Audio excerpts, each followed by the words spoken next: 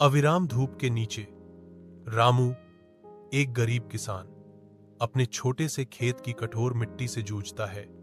उसका चेहरा थकान और निराशा का एक कैनवास है।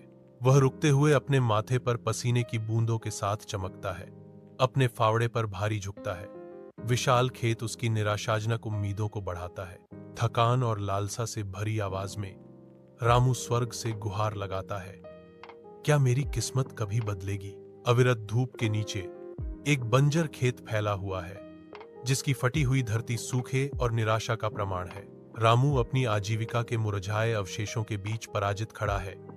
उसका आसन उसके आसपास के उजाड़पन को दर्शाता है। रामू की आंखों में आंसू चमकते हैं क्योंकि वह स्वर्ग से चिल्लाता है।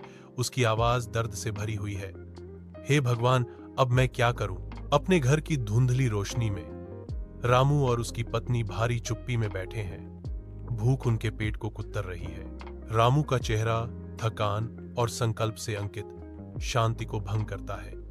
मैं दूसरे गांव जाऊंगा और मजदूर के रूप में काम करूंगा। उसकी पत्नी की आवाज चिंता से भरी उसकी दृढ़ता का विरोध करती है। लेकिन तुम बहुत थके हुए हो। अविराम धूप के नीचे रामू, एक गरीब किसान, अपने छोटे से खेत की कठोर मिट्टी से जूझता है।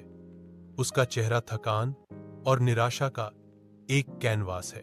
वह रुकते हुए अपने माथे पर पसीने की बूंदों के साथ चमकता है, अपने फावड़े पर भारी झुकता है।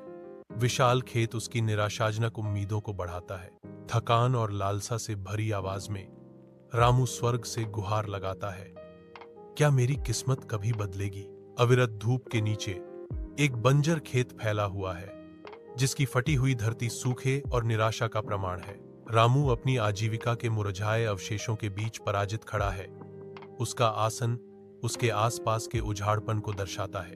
रामू की आंखों में आंसू चमकते हैं क्योंकि वह स्वर्ग से चिल्लाता है। उसकी आवाज दर्द से भरी हुई है। हे भगवान, अब मैं क्या करूं? अपने घर की धुंधली रोशनी में रामू और उसकी पत्नी भारी चुप्पी में बैठे हैं।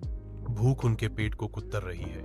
रामू का चेहरा थकान और संकल्प से अंकित शांति को भंग करता है।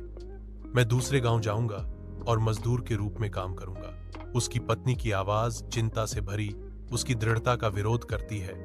लेकिन तुम बहुत थके हुए हो।